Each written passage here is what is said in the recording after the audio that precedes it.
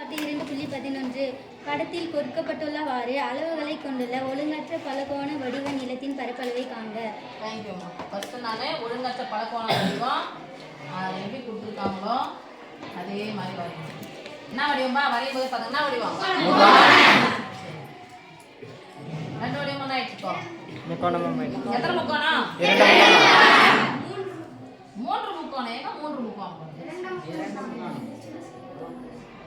இது முக்கோணம் சொல்லக்கூடாது. என்ன பண்ணக்கூடாது?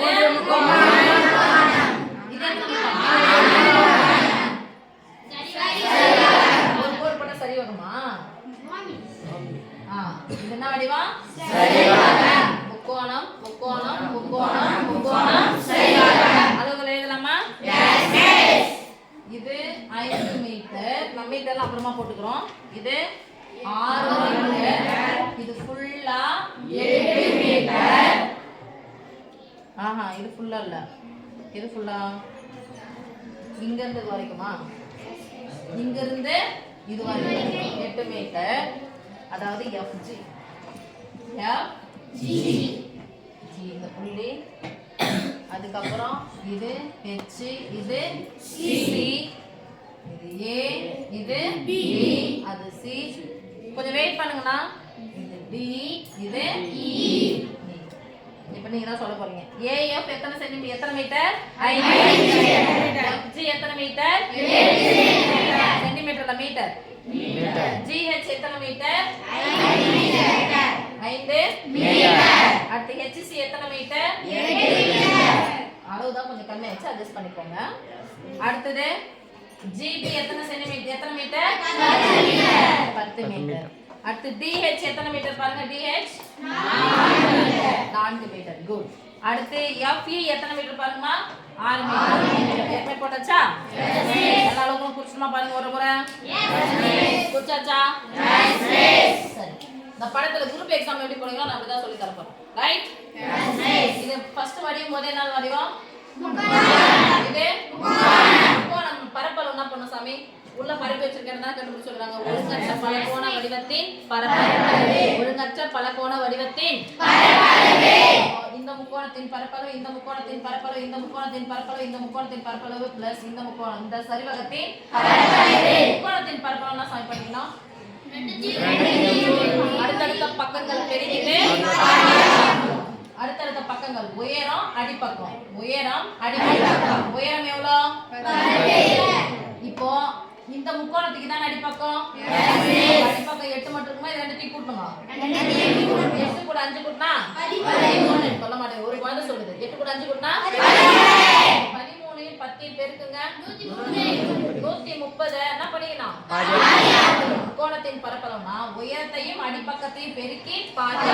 அது ½ × BH. ஓகே. அப்ப 10 ஒரு 8 5 கூட்டினா 13. 13 ஒரு 10 130. 130ல பாதி திரிஷா பாத்துட்டோமா? பாருங்க 65. இப்போ இது முக்கோணம் தானே? இந்த பக்கம் பாருங்க. அடிப்பக்கம் எவ்வளவு இருக்கு? இங்க ஒரு 8, இது ஒரு 5. 5 கூட்டினா இது ஒரு 13. 10 என்ன பண்ணிக்கணும்? பெருக்கிட்டு என்ன பண்ணணும்? பாதியாக்குனா என்ன வரும்? 65. இந்த முக்கோணம் பார்க்கலாமா? அடிப்பக்கம் 8, உயரம் 4. ரெண்டுத்தையும் என்ன பண்ணிக்கணும்? பெருக்கிட்டு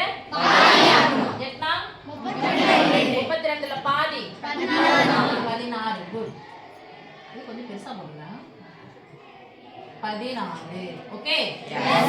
இந்த முக்கோணத்துக்கு போலாமா?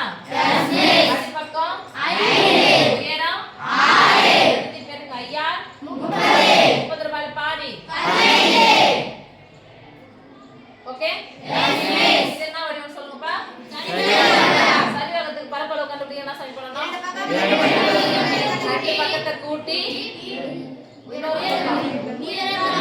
உயரத்தால ரெண்டு பக்கம் தோ ஒரு பக்கம் தோ ஒரு பக்கம் 6 4 கூட்டினா இதுதான் இன்னொரு உயரம். உயரம் ஒரு 8 இங்க ஒரு 5 எவ்வளோ? இது ஒரு 10 இது ஒரு 13. பெருக்குனா எவ்வளோ? 130ல பாதி 65. இப்போ இதனுடைய பரப்பளவு பரப்பளவு கேக்குறாங்கல்ல, போட்டுடலாமா? Therefore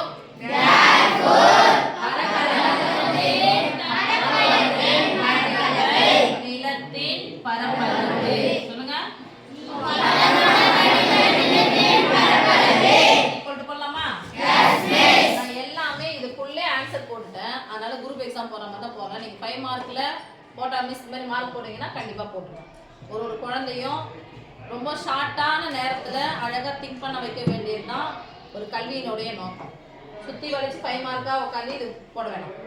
அதுக்காக மிஸ் 10வது போகும்போது இதே மாதிரி போட்டா மார்க் போடுவாங்கன்னா அதுக்கு ஸ்டெப் மார்க் தான். ஓகேவா? இப்போ இங்க போட்டீங்கல்ல, போடும்போது கரெக்டா போடணும். ஓகே? அப்ப போடுங்க. 65 கூட்டிக்கணும் எல்லாத்தையும். அது ஒண்ணா குறிக்கணும். பிளஸ் ஒண்ணா கூட்டுறதுக்கு ஏற்ற மாதிரி நான் 1 1 போடுறேன். பிளஸ்